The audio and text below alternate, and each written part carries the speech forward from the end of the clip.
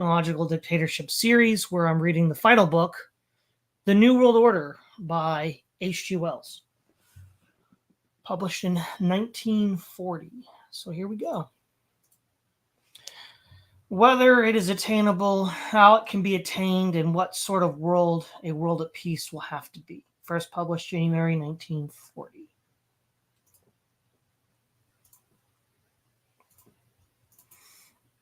One, the end of an age.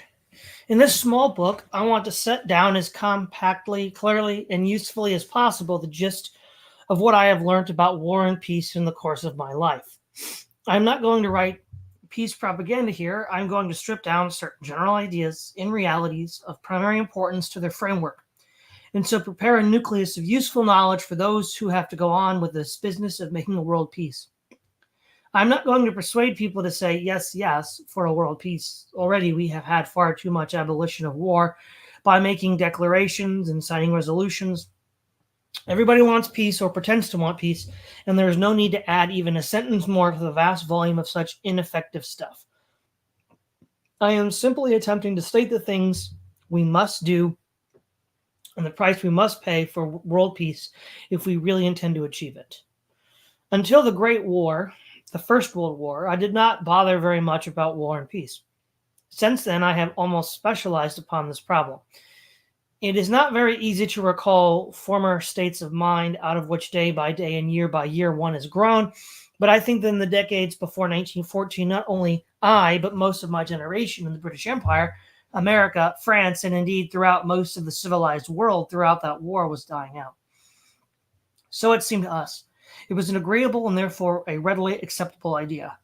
We imagine the Franco-German War of 1870-71 and the Russo-Turkish War of 1877-78 were the final conflicts between great powers. That now there was a balance of power sufficiently stable to make further major warfare impracticable. A triple alliance faced a dual alliance, and neither had much reason for attacking the other. We believed war was shrinking to mere expeditionary affairs on the outskirts of our civilization, a sort of frontier police business. Habits of tolerant intercourse, it seemed, were being strengthened every year, that the peace of the powers remained unbroken. There was indeed a mild armament race going on, mild by our present standards of equipment. The armament industry was growing and enterprising on, but we did not see the full implication of that. We preferred to believe that the increasing general good sense would be strong enough to prevent these multiplying guns from actually going off and hitting anything. And we smiled indulgently at uniforms and parades and army maneuvers. They were the time-honored toys and regalia of kings and emperors. They were part of the display side of life. It would never get to actual destruction and killing. I do not think that exaggerates the easy complacency of, let us say, 1895, 45 years ago. It was a complacency that lasted with most of us up to 1914. In 1914, hardly anyone in Europe or America below the age of 50 had seen anything of war in his own country. The world before 1900 seemed to be drifting steadily towards a tacit but practical unification. One could travel without a passport over the larger part of Europe. The postal union delivered one's letters uncensored and safely from Chile to China. Money, based essentially on gold, fluctuated only very slightly, and the sprawling British Empire still maintained a tradition of free trade, equal treatment, and open-handedness to all comers around and about the planet. In the United States, you could go for days and never see a military uniform. Compared with today, that was, upon the surface at any rate, an age of easygoing safety and good humor, particularly for the North Americans and the Europeans. But apart from that steady, ominous growth of the armament industry, there were other and deeper forces at work that were preparing trouble. The foreign offices of the various sovereign states had not forgotten the competitive traditions of the 18th century. The admirals and the generals were contemplating with something between hostility and fascination the hunger, weapons, the steel industry was gently pressing into their hands. Germany did not share the self-complacency of the English-speaking world. She wanted a place in the sun. There was increasing friction about the partition of the raw material regions of Africa. The British suffered from chronic Russophobia with regard to their vast appropriations in the East, and set themselves to nurse Japan into a modernized imperialist power. And also they remembered Majuba. The United States were irritated by the disorder of Cuba and felt that the weak extended Spanish possessions would be all the better for a change of management. So the game of power politics went on, but it went on upon the margins of the prevailing peace. There were several wars and changes on the boundaries, but they involved no fundamental disturbance of the general civilized life.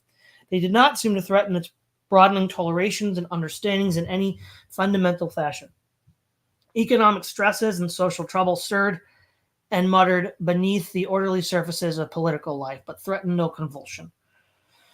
The idea of altogether eliminating war, of clearing what was left of it away, was in the air, but it was free from any sense of urgency. The Hague Tribunal was established, and there was a steady dissemination of the conceptions of arbitration and international law.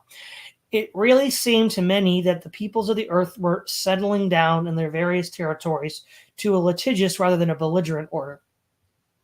If there was much social injustice, it was being mitigated more and more by a quickening sense of social decency. Acquisitiveness conducted itself with decorum, and public spiritedness was in fashion. Some of it was quite honest public spiritedness. In those days, and they are hardly more than half a lifetime behind us, no one thought of any sort of world administration. That patchwork of great powers and small powers seemed the most reasonable and practicable method of running the business of mankind. Communications were far too difficult for any sort of centralized world controls.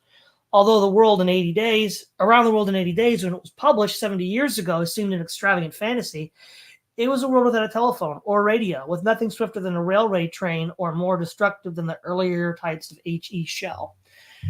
They were marvels. It was far more convenient to administer that world of the balance of power in separate national areas, and since there were such limited facilities for people to get at one another and to do each other mischief, there seemed no harm in ardent patriotism and the complete independence of separate sovereign states. Economic life was largely directed by irresponsible private business and private finance, which, because of their private ownership, were able to spread out their unifying transactions in a network that paid little attention to frontiers and national, racial, or religious sentimentality. Business was much more of a world commonweal than the political organizations. There were many people, especially in America, who imagined that business might ultimately unify the world and governments sink into subordination to its network. Nowadays, we can be wise after the event, and we can see that below this fair surface of things, disruptive forces were steadily gathering strength. But these disruptive forces played a comparatively small role in the world spectacle of half a century ago, when the ideas of that older generation, which still dominates our political life, and the political education of its successors were formed. It is from the conflict of those balance of power and private enterprise ideas, half a century old, that one of the main stresses of our time arises. These ideas worked fairly well in their period, and it is still with extreme reluctance that our rulers, teachers, politicians face the necessity for a profound mental adaptation of their views, methods, and interpretations to these disruptive forces that once seemed so negligible and which now are shattering their old orders completely. It was because of this belief in a growing goodwill among nations, because of the general satisfaction with things as they were, that the German declarations of war in 1914 aroused so much a storm of indignation throughout the entire comfortable world. It was felt that the German Kaiser had broken the tranquility of the World Club, wantonly and needlessly. The war was fought against the Hohenzollerns. They were to be expelled from the club. Certain punitive fines would be paid, and all would be well. That was the British idea of 1914. This out-of-date war business was then to be cleared up once and for all by mutual guarantee by all the more respectable members of the club through a League of Nations. There was no apprehension of any deeper operating causes in that great convulsion on the part of the worthy elder statesmen who made the peace, and so Versailles and its codicils. For 20 years, the disruptive forces have gone on growing beneath the surface of that genteel and shallow settlement, and 20 years later, there has been no resolute attack upon the riddles with which their growth confronts us. For all that period of the League of Nations has been the opiate of liberal thought in the world.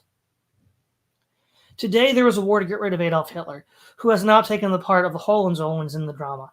He too has outraged the club rules, and he too is to be expelled. The war, the Chamberlain-Hitler War, is being waged so far by the British Empire in quite the old spirit. It has learnt nothing and forgotten nothing. There is the same resolute disregard of any more fundamental problem. Still, the minds of our comfortable and influential ruling class people refuse to accept the plain intimation that their time is over, that the balance of power and the uncontrolled business methods cannot continue, and that Hitler, like the Hohenzollerns, is a mere offensive pustule on the face of a deeply ailing world. To get rid of him and his Nazis will be no more a cure for the world's ills than scrapping will heal measles. The disease will manifest itself in some new eruption. It is the system of nationalist individualism and uncoordinated enterprise that is the world's disease, and it is the whole world system that has to go. It has to be reconditioned down to its foundations or replaced. It cannot hope to muddle through amiably, wastefully, and dangerously a second time. World peace means all that much revolution. More and more of us begin to realize that it cannot mean less. The first thing, therefore, that has to be done in thinking out the primary problems of world peace is to realize this, that we are living in the world, the end of a definite period of history, the period of the sovereign states. As we used to say in the 80s, with ever-increasing truth, we are in an age of transition. Now we get some measure of the acuteness of the transition.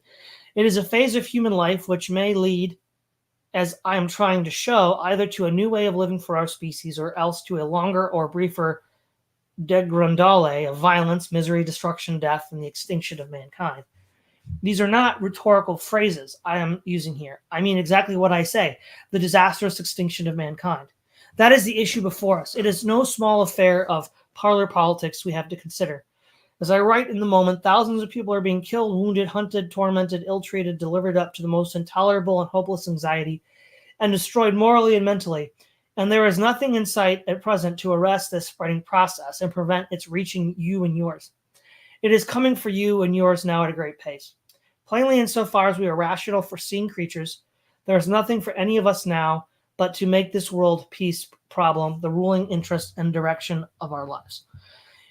If we run away from it, it will pursue and get us. We have to face it. We have to solve it or be destroyed by it. It is as urgent and comprehensive as that. 2. Open conference. Before we examine what I have called so far the disruptive forces in the current social order, let me underline our primary necessity for the most outspoken free discussion of the battling organizations and the crumbling institutions amidst which we lead our present uncomfortable and precarious lives. There must be no protection for leaders and organizations from the most searching criticism on the plea that our country is or may be at war, or on any pretense. We must talk openly, widely, and plainly. The war is incidental. The need for revolutionary reconstruction is fundamental. None of us are clear as yet upon some of the most vital questions before us. We are not lucid enough in our own minds to be ambiguous. And a mumbling tactfulness and indirect half-statements made with an eye upon some censor will confuse our thoughts and the thoughts of those with whom we desire understanding to complete sterilization and defeat of every reconstructive effort. We want to talk and tell exactly what our ideas and feelings are, not only to our fellow citizens, but to our allies, to neutrals, and above all to the people who are marshaled in arms against us.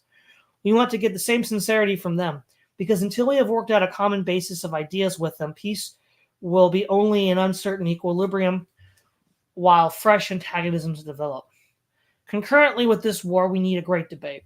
We want every possible person in the world to take part in that debate. It is something much more important than the actual warfare. It is intolerable to think of this storm of universal distress leading up to nothing but some conference of diplomatists out of touch with the world, with secret sessions, ambiguous understandings. Not twice surely can that occur. And yet, what is going to prevent its reoccurring? And it's quite easy to define the reasonable limits of censorship in a belligerent country. It is manifest that the publication of any information likely to be of the slightest use to an enemy must be drastically anticipated and suppressed. Not only direct information, for example, but intimations and careless betrayals about the position and movement of ships, troops, camps, depot of ammunition, food supplies, and false reports of defeats and victories and coming shortages. Anything that may lead to blind panic and hysteria, and so forth and so on. But the matter takes on a different aspect altogether when it comes to statements and suggestions that may affect public opinion in one's own country or abroad, and which may help us towards wholesome and corrective political action. One of the more unpleasant aspects of a state of war under modern conditions is the appearance of a swarm of individuals too clever by half in positions of authority, excited, conceited, prepared to lie, distort, and generally humbug people into states of acquiescence, resistance, indignation, vindictiveness, doubt, and mental confusion, states of mind supposed to be conducive to a final military victory. These people love to twist and censor facts. It gives them a feeling of power. If they cannot create, they can at least pervert and conceal. prevent and conceal. Particularly, they poke themselves in between us and the people with whom we are at war to distort any possible reconciliation. They sit filled with the wine of their transitory powers, aloof from the fatigues and dangers of conflict, pulling imaginary strings in people's minds. In Germany, popular thought is supposed to be under the control of Herr Dr. Goebbels. In Great Britain, we writers have been invited to place ourselves at the disposal of some Ministry of Information. That is to say, at the disposal of a hitherto obscure and unrepresentative individuals, and write under its advice. Officials from the British Council and the Conservative Party headquarters appear in key positions in this Ministry of Information. That curious and little advertised organization I have just mentioned, the creation, I am told, of the Lord Lloyd, that British Council, sends emissaries abroad, writers, well-dressed women, and other cultural personages to lecture, charm, and win over foreign appreciation for British characteristics, for British scenery, British political views, and so forth. Somehow this is supposed to help something or other. Quietly, unobtrusively, this has gone on. Maybe these sample British give unauthorized assurances, but probably they do little positive harm. But they ought not to be employed at all. Any government propaganda is contrary to the essential spirit of democracy. The expression of opinion and collective thought should be outside the range of government activities altogether. It should be the work of free individuals whose prominence is dependent upon the response and support of the general mind. But here I have to make amends to Lloyd George. I was led to believe that the British Council was responsible for Mr. Teeling, the author of Crisis for Christianity, and as I said as much in The Fate of Homo Sapiens, I now unsay it. Mr. Teeling, I gather, was sent upon his journeys by a Catholic newspaper. The British Council was entirely innocent of him.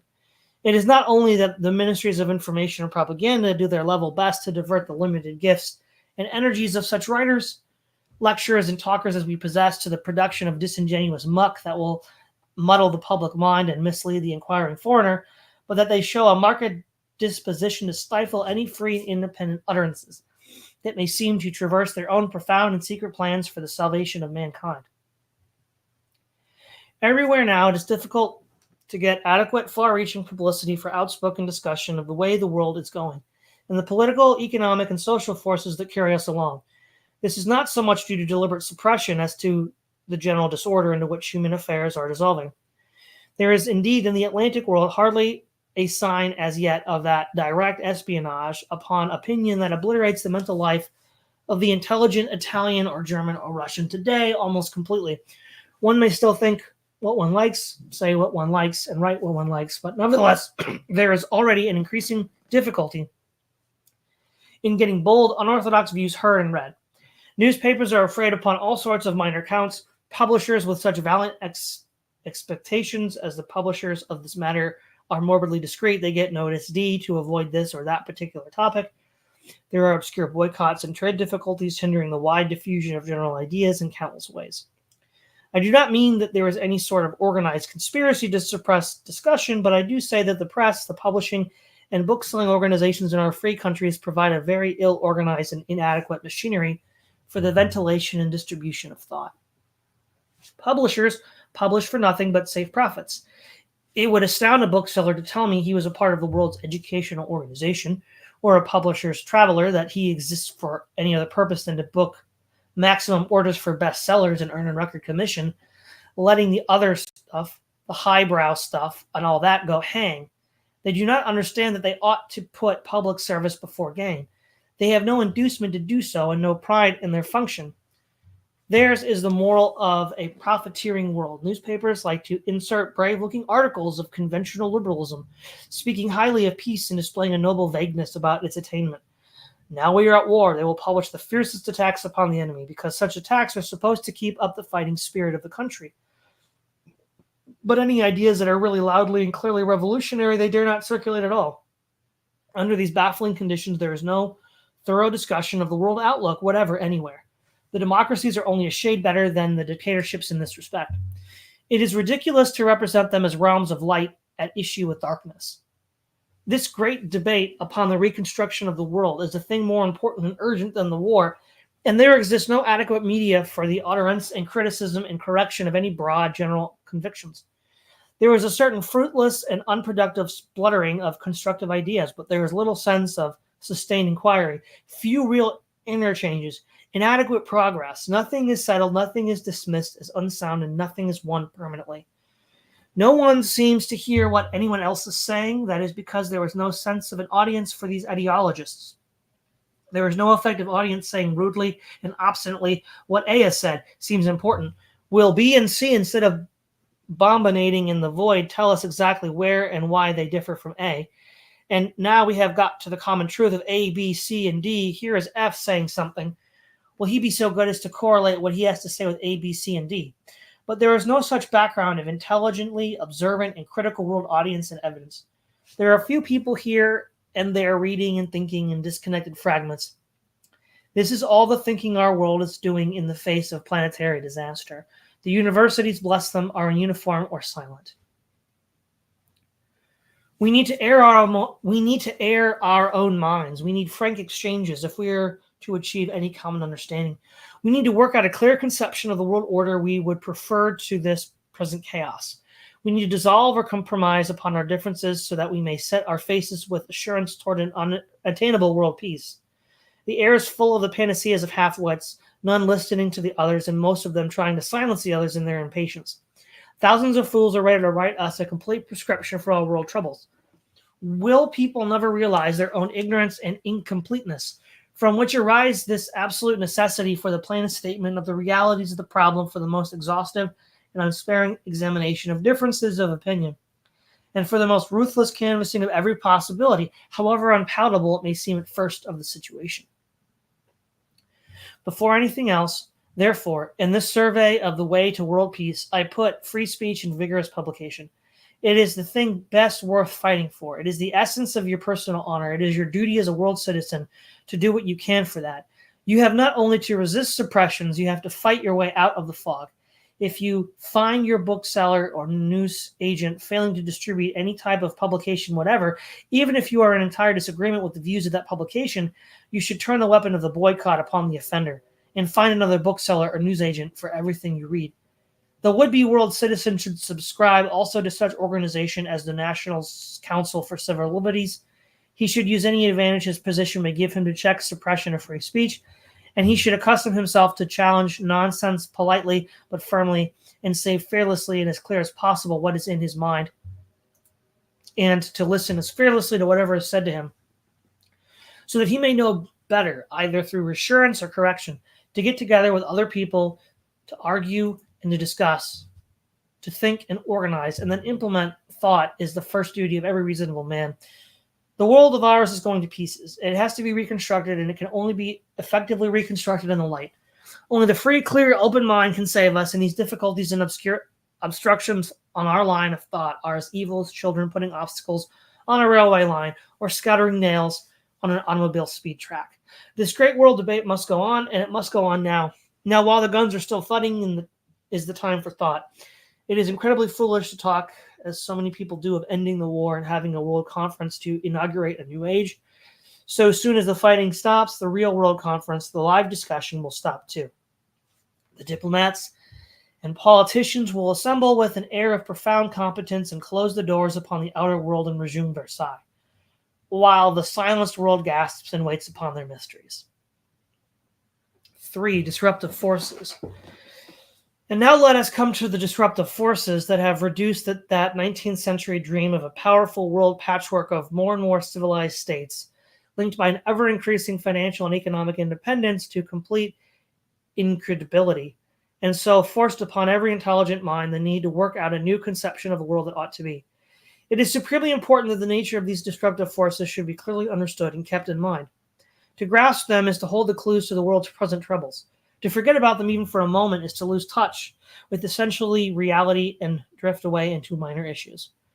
The first group of these forces is what people are accustomed to speak of as abolition of distance and the change of scale in human operations.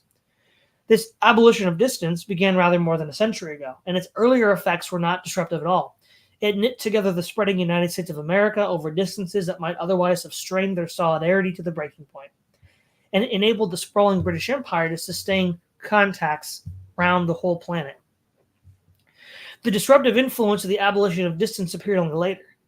Let us be clear upon its essential significance. For what seems like endless centuries, the swiftest means of locomotion had been the horse on the high road, the running man, the galley, and the uncertain weather-ruled sailing ship. There was the Dutchman on skates on his canals, but that was an exceptional culmination of speed and not for general application. The political, social, and imaginative life of man for all those centuries was adapted to these limiting conditions. They determined the distances to which marketable goods could conveniently be sent, the limits to which the ruler could send his orders and his soldiers, the bounds set to getting news, and indeed the whole scale of living. They could be very little real community feeling beyond the range of frequent intercourse. Human life fell naturally, therefore, into areas determined by the interplay between these limitations and such natural obstacles as seas and mountains. Such countries as France, England, Egypt, Japan appeared and reappeared in history like natural, necessary things. And though there were such larger political efforts as the Roman Empire, they never attained an enduring unity. The Roman Empire held together like wet blotting paper. It was always falling to pieces. The older empires, beyond their national nuclei, were mere precarious tribute-levying powers. What I have already called the world patchwork of the great and little powers was therefore, under the old horse and foot and sailing ships conditions, almost much a matter of necessity as the size of trees and animals. Within a century, all this has been changed, and we have still to face up to what that change means for us. First came steam, the steam railway, the steam ship, and then in a quickening crescendo came the internal combustion engine, electrical traction, the motor car, the motorboat, the aeroplane, the transmission of power from central power stations, the telephone, the radio. I feel apologetic in reciting this well-known history. I do so in order to reinforce the statement that all the areas that were the most convenient and efficient for the old time-honored way of living became more and more inconveniently close and narrow for their new needs. This applied to every sort of administrative area, from municipalities and urban districts and the range of distributing business up to sovereign states. They were, and for most part they still are, too small for the new requirements and far too close together. All over the social layout, this tightening up and squeezing together is an inconvenience, but when it comes to the areas of sovereign states, it becomes impossibly dangerous. It becomes an intolerable thing. Human life cannot go on, with the capitals of most of the civilized countries of the world within an hour's bombing range of their frontiers, behind which attacks can be prepared and secret preparations made without any form of control. And yet we are still isolated and loyal to arrangements that seek to maintain this state of affairs and treat it as though nothing else were possible.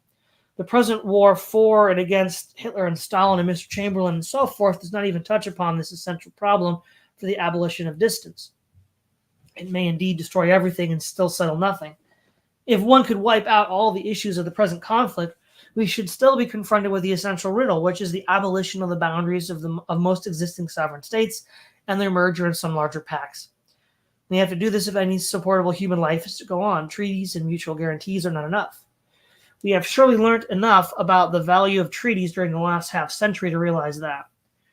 We have, because of the abolition of distance alone, to gather human affairs together under one common war-preventing control. But this abolition of distance is only one most vivid aspect of the change in the conditions of human life. Interwoven with that is a general change of scale in human operations. The past 100 years has been an age of invention and discovery beyond the achievements of the preceding 3 millennia. In a book I published 8 years ago, The Work, Wealth, and Happiness of Mankind, I tried to summarize the conquest of power and substances that is still going on. There was a more power expended in a modern city like Birmingham in a day than we need to keep the whole of Elizabethan England going for a year. There was more destructive energy in a single tank than sufficed the army of William I for the conquest of England. Man is able to produce or destroy on a scale beyond comparison greater than he could before this storm of invention began. And the consequence is the continual further dislocation of the orderly social life of our great-great-grandfathers. No trade, no profession is exempt. The old social routines and classifications have been, as people say, knocked silly. There is no sort of occupation, fisheries, farming, textile work, metal work, mining, which is not suffering from constant readjustment to new methods and facilities. Our traditions of trade and distribution flounder after these changes. Skilled occupations disappear in the general liquefaction.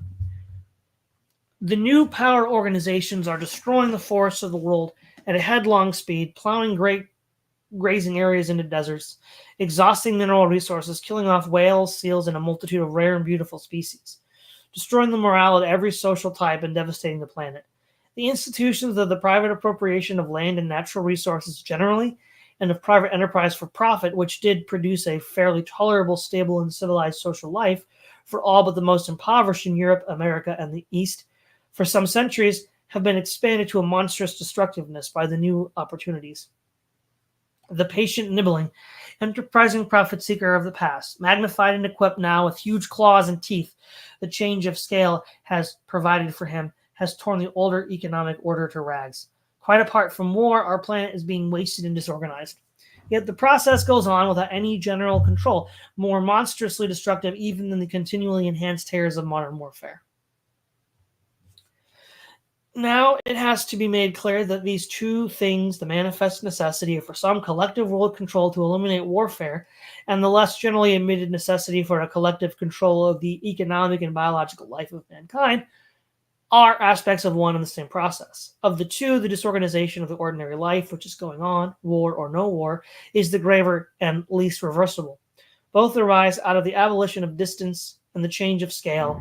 They affect and modify each other, and unless their parallelism and interdependence are recognized, any projects for world federation or anything of the sort are doomed inevitably to frustration. That is where the League of Nations broke down completely. It was legal, it was political, it was devised by extra professor of the old-fashioned history, assisted by a few politicians. It ignored the vast disorganization of human life by technical revolutions, big business, and modern finance that was going on, of which the Great War itself was scarcely more than a byproduct. It was constituted as though nothing of that sort was occurring. This war storm, which is breaking upon us now due to the continued fragmentation of human government among a patchwork of sovereign states, is only one aspect of the general need for a rational consolidation of human affairs.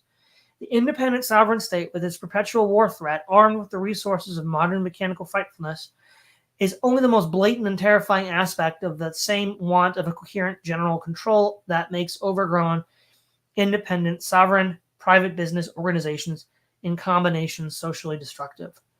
We should still be at the mercy of the Napoleons of commerce and the Attilas of finance if there was not a gun or battleship or tank or military uniform in the world. We would still be sold up and dispossessed. Political federation, we have to realize, without a concurrent economic collectivization is bound to fail. The task of the peacemaker who really desires peace in the New World involves not merely a political, but a profound social revolution, profounder even than the revolution attempted by the communists in Russia. The Russian Revolution failed not by its extremism, but through the impatience, violence, and intolerance of its onset. Through lack of foresight and intellectual insufficiency, the cosmopolitan revolution to a world collectivism, which is the only alternative to chaos and degeneration before mankind, has to go much further than the Russian. It has to be more thorough and better conceived, and its achievement demands a much more heroic and more steadfast thrust. It serves no useful purpose to shut our eyes to the magnitude and intricacy of the task of making the world peace. These are the basic factors of the case. 4. Class war. Now here it is, necessary to make a distinction which is far too frequently ignored. Collectivism means the handling of the common affairs of mankind by a common controller responsible to the whole community. It means the suppression of go-as-you-please in social and economic affairs just as much as in international affairs. It means the frank abolition of profit-seeking and of every device by which human beings contrive to be parasitic on their fellow man. It is the practical realization of the brotherhood of man through a common control. It means all that, and it means no more than that. The necessary nature of that control, the way to attain it and to maintain it, has still to be discussed.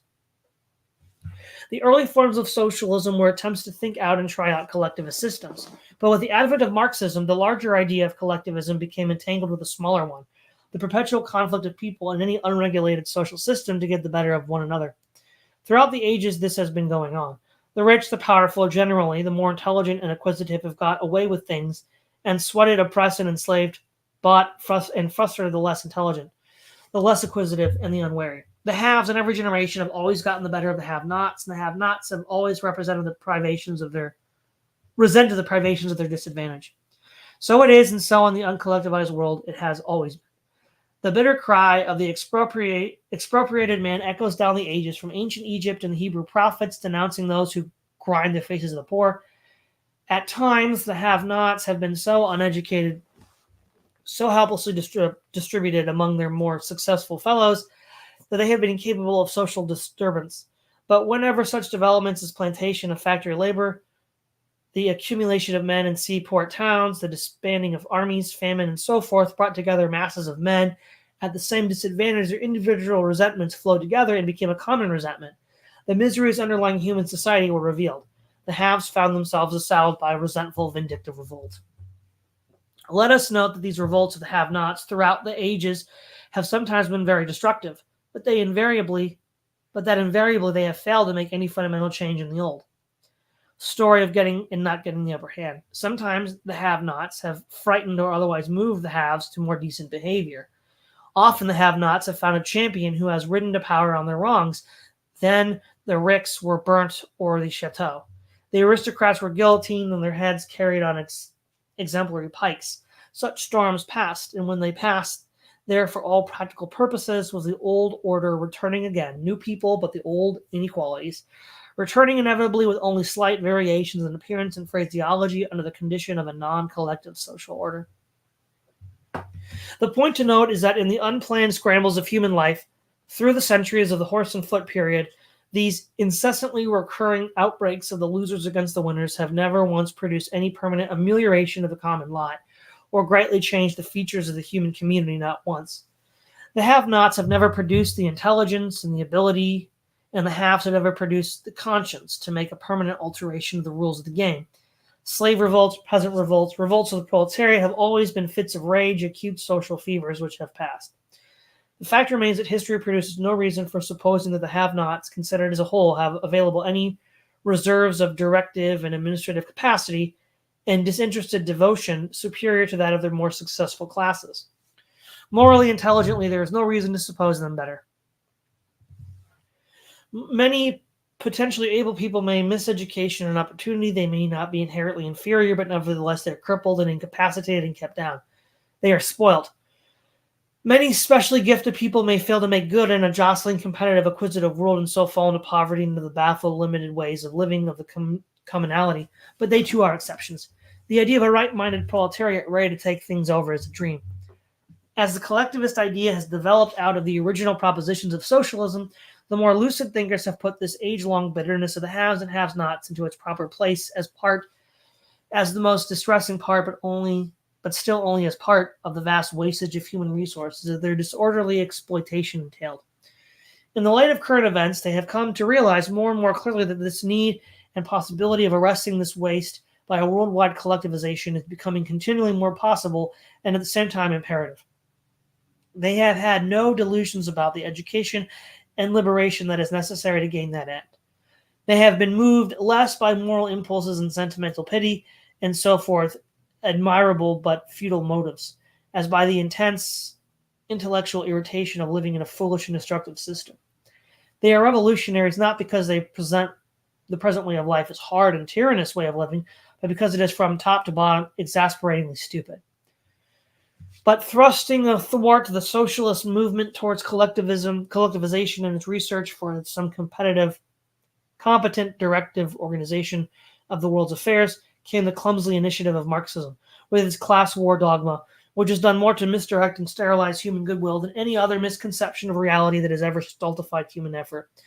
Marx saw that the world from a steady and through the hazes of a vast ambition. He swam in the current ideologies of his time, and so he had shared the prevalent socialist drive towards collectivization. But while his sounder-minded contemporaries were studying means and ends, he jumped from a very imperfect understanding of the trade union movement in Britain to the wildest generalizations about the social process. He invented and antagonized two phantoms. One was the capitalist system, the other the worker. There never has been anything on earth that should probably be called a capitalist system. What was the matter with his world was manifestly its entire want of system. What the socialists were feeling their way towards was the discovery and establishment of a world system. The haves of our period were and are fantastic miscellany of people, inheriting or getting their power and influence by the most various of an interbreeding social solidarity, even of feudal aristocracy or an Indian caste. But Marx, looking rather into the inner consciousness than any coherent concrete reality, evolved that monster system on his right. Then, over and against it, still gazing into the vacuum, he discovered on the left the proletarians being steadily expropriated and becoming class conscious. They were just as endlessly various in reality as the people at the top of the scramble. In reality, but not in the mind of the communist seer, there they consolidated rapidly. So while other men toiled at this gigantic problem of collectivization, Marx found his most childishly simple recipe. All you had to do was to tell the workers that they were being robbed and enslaved by the wicked capitalist system devised by the bourgeoisie. They then need only unite. They had nothing to lose but their chains. The wicked capitalist system was to be overthrown with a general vindictive liquidation of capitalists in general, and the bourgeoisie in particular, and a millennium would ensure under a purely workers' control, which Lenin later on was to crystallize into a phrase of supra-theological mystery, the dictatorship of the proletariat. The proletarians need learn nothing, plan nothing. They were right and good by nature. They would just take over. The infinitely various envies, hatreds, and resentments of the have-nots were to fuse into a mighty creative drive. All virtue resided in them, all evil in those who had bettered them. One good thing there was in this new doctrine of the class war. It inculcated a much-needed brotherliness among the workers, but it was balanced by the organization of class hate. So the great propaganda of the class war, with these monstrous falsifications of manifest fact, went forth. Collectivization would not so much be organized as appear magically when the incubus of capitalism and all these irritatingly well-to-do people were lifted off the proletarian soul. Marx was a man incapable in money matters and much bothered by tradesmen's bills. Moreover, he cherished absurd pretensions to aristocracy. The consequence was that he romanced about the lovely life of the Middle Ages as if he were another Belloc, and concentrated his animus about the bourgeoisie, whom he made responsible for all these great disruptive forces in human society that we have ever considered. Lord Bacon, the Marquis of Worcester, Charles II, and the Royal Society, people like Cavendish and Joule and Watt, for example, all became bourgeoisie in his inflamed imagination. During its reign of scarce a century, he wrote in the Communist Manifesto, the bourgeoisie has created more powerful, more stupendous forces of production than all preceding generations rolled into one. What earlier generations had the remotest inkling that such productive forces slumbered within the wombs of associated labor. The womb of associated labor, golly, what a phrase. The Industrial Revolution, which was a consequence of the Mechanical Revolution, is treated as the cause of it. Could facts be muddled more completely? And again, the bourgeois system is no longer able to cope with the abundance of wealth it creates. How does the bourgeoisie overcome this crisis?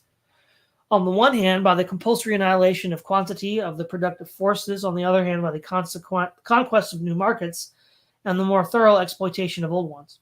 With what results? The results are that this way is paid for more widespread and more disastrous crises, and that the capacity for averting such crises is lessened. The weapons.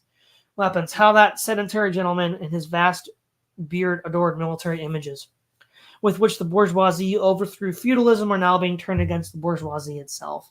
But the bourgeoisie has not only forged the weapons that will slay it, it has also engendered the men who will use these weapons, the modern workers, the proletarians. And so, here they are, hammer and sickle in hand, chest stuck out, proud, magnificent, commanding in the manifesto. But go and look for them yourselves in the streets. Go and look at them in Russia. Even for 1848, this is not intelligent social analysis. It is the outpouring of a man with a bee in his bonnet, the hated bourgeoisie, a man with a certain vision, uncertain of his own subconscious prejudices, but shrewd enough to realize how great a driving force is hate and the inferiority complex. Shrewd enough to use hate and bitter enough to hate. Let anyone read over that Communist Manifesto and consider who might have shared the hate or even have got it at all. If Marx had not been the son of a rabbi, read Jews for Bourgeoisie in the Manifesto's pure Nazi teaching of the 1933 to 38 vintage. Stripped down to its core in this fashion, the primary falsity of the Marxist assumption is evident, but it is only one of the queer, common weaknesses of the human mind to be uncritical of primary assumptions and to smother up any inquiry into their soundness in a secondary elaboration in technicalities and conventional formula. Most of our systems of belief rest upon rotten foundations, and generally these foundations are made sacred to preserve them from attack. They become dogmas in a sort of holy of holies. It is shockingly uncivil to say, but this is nonsense. The defenders of all the dogmatic religions fly into rage and indignation when one touches on the absurdity of their foundations, especially if one laughs. That is blasphemy. This avoidance of fundamental criticism is one of the greatest dangers to any general human understanding. Marxism is no exception to the universal tendency. The capitalist system has to be a real system, the bourgeoisie an organized conspiracy against the workers, and every human conflict everywhere has to be an aspect of the class war, or they cannot talk to you. They will not listen to you. Never once has there been an attempt to answer the plain things. I have been saying about them for a third of a century. Anything not in their language flows off their minds like water off a duck's back. Even Lenin, by far the subtlest mind of the communist story, has not escaped this pitfall, and when I talked to him in Moscow in 1920, he seemed quite unable to realize that the violent conflict going on in Ireland between the Catholic nationalists and the Protestant garrison was not his sacred insurrection of the proletariat in full blast. Today, there is quite a number of writers, and among them there are men of science who ought to think better, solemnly elaborating a pseudo-philosophy of science and society upon the deeply buried but entirely nonsensical foundations laid by Marx. Month by month, the industrious left book club pours a new volume over the minds of its devotees to sustain their mental habits and pickle them against the skeptic influence of unorthodox literature.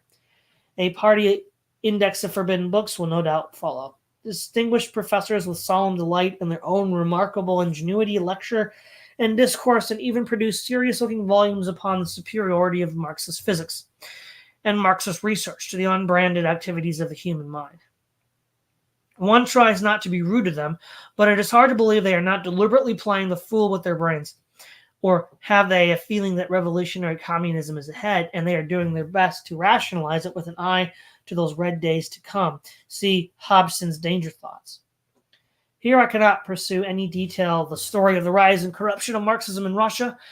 It confirms in every particular way my contention that the class war idea is an enlargement and perversion of the world drive towards a world collectivism, a wasting disease of cosmopolitan socialism, and has followed in its general outline the common history of every revolt of the have-nots since history began. Russia, in the shadows, displayed an immense inefficiency and sank slowly to Russia in the dark. Its galaxy of incompetent foremen, managers, organizers, and so forth developed the most complicated system of self-protection against criticism. They sabotaged one another. They intrigued against one another.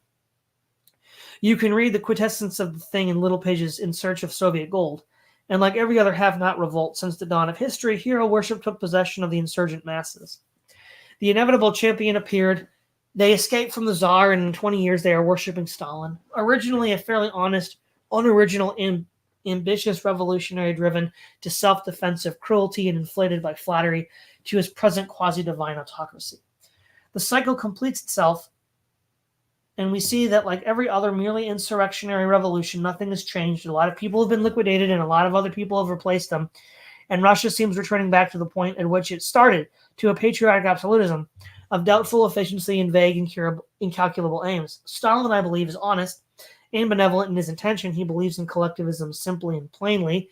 He's still under the impression that he is making a good thing of Russia and of the countries within her sphere of influence, and he is self-righteously impatient of criticism or opposition. His successor may not have the same disinterestedness. But I have written enough to make it clear why we have to disassociate collectivization from the class war in our minds. Let us waste no more time on the spectacle of Marxists putting the cart in front of the horse and tying himself up with a harness. We have to put all this proletarian distortion of the cause out of our minds and start afresh upon the problem of how to realize the new and unprecedented possibilities of world collectivization that have opened out upon humanity, upon the world in the past 100 years. That is the new story, an entirely different story. We human beings are facing gigantic forces that will either destroy our species altogether or lift it to an altogether unprecedented level of power and well-being. These forces have to be controlled or we shall be annihilated. But completely controlled, they can abolish slavery, but the one sure means of making these things unnecessary. Class war, communism has its opportunity to realize all this, and has failed to make good. So far, it has only replaced one autocratic Russia by another. Russia, like all the rest of the world, is still facing the problem of the competent government of a collective system. She has not solved it. The dictatorship of the proletariat has failed us. We have to look for possibilities of control in other directions. Are they to be found? Note. A friendly observer reads the passage on page 47, protests against the womb of associated labor, as a mistranslation of the original German manifesto. I took it from the translation of Professor Heinrich Darnath Makojiri in an Indian student's journal, Shirshara, which just happened to be at my desk. What my advisor produces Lily G. Aitken and Frank C. Bugkin in a Glasgow socialist labor publication, who gave it the lap of social labor, which is more refined but pure nonsense.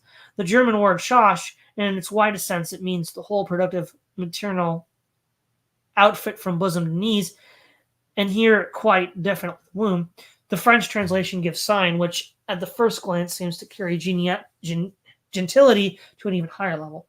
But as you can say in French that any expectant mother carries her child in her sign, I think Professor Mukherjee has it.